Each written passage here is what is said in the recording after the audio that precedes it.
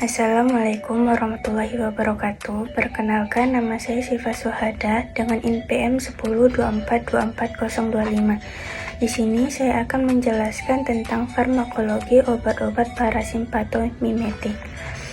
Obat parasimpatomimetik adalah obat yang bekerja dengan cara meniru atau mengubah efek asetilkolin (ACH).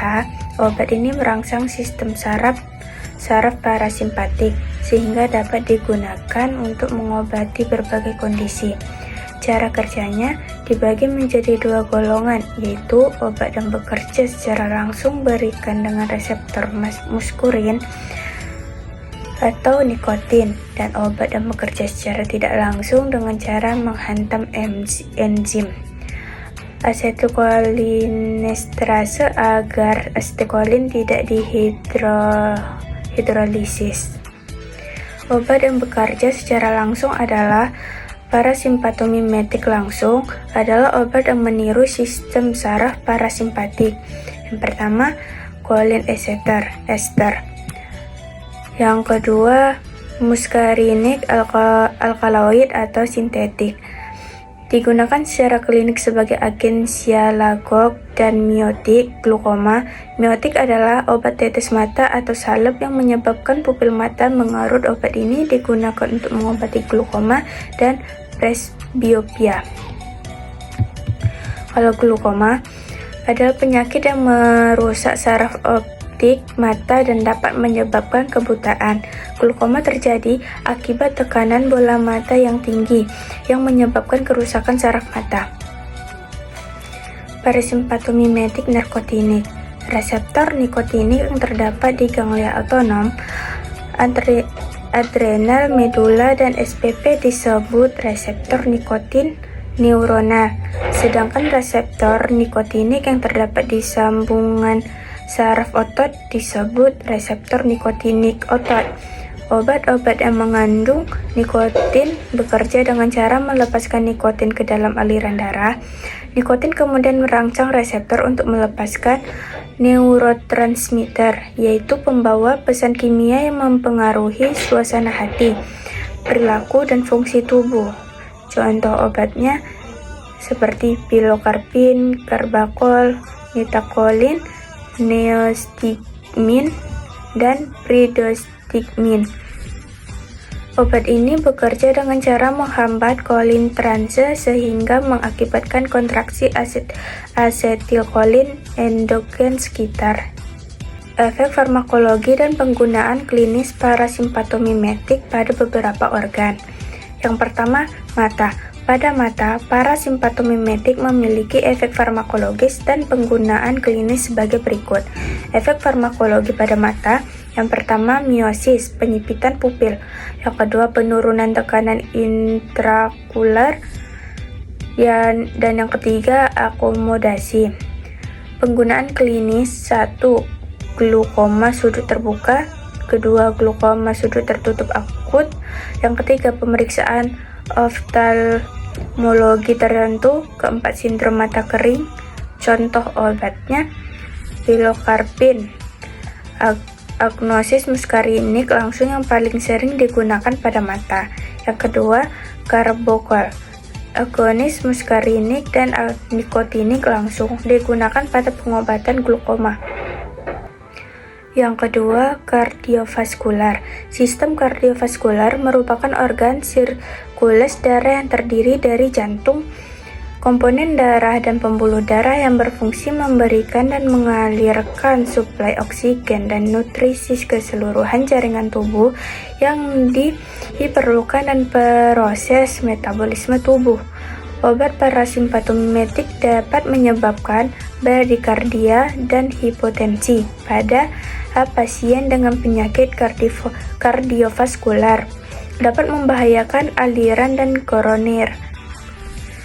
Efek farmakologi obat parasimpatomimetik pada kardiovaskular mengurangi resistensi pembuluh darah perifer, dapat menyebabkan bradikardia dan hipotensi, dapat membahayakan aliran darah koroner.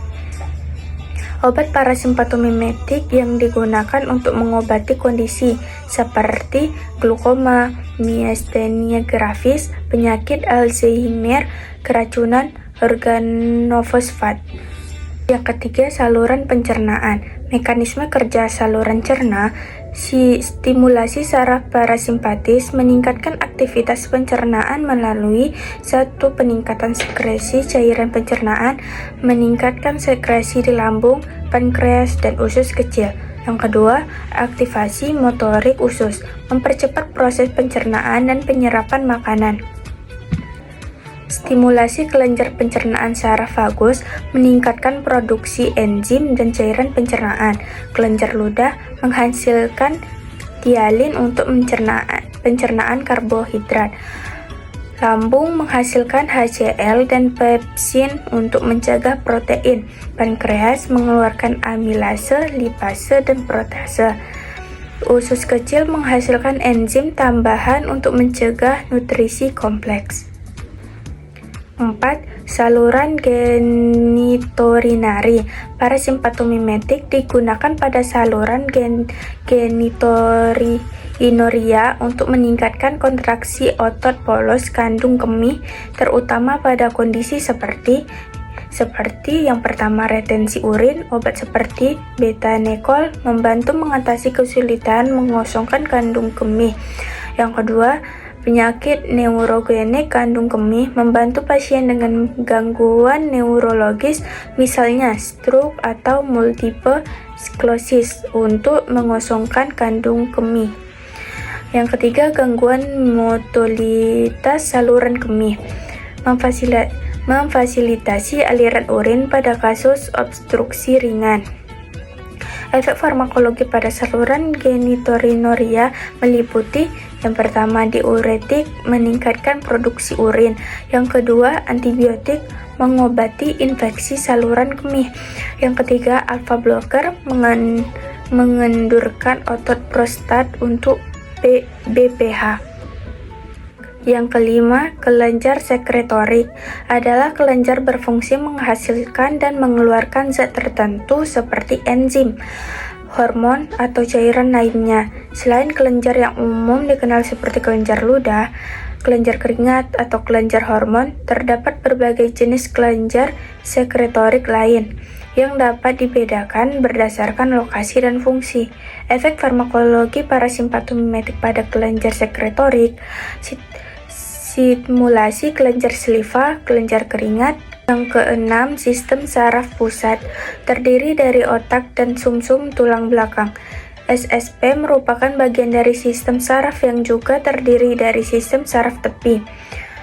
Efek nikotin, peningkatan pelepasan neurotransmitter, dosis rendah hingga sedang, peningkatan kewaspadaan, konsentrasi dan euforia, dosis tinggi, tremor, kejang, gangguan pernafasan, hingga koma.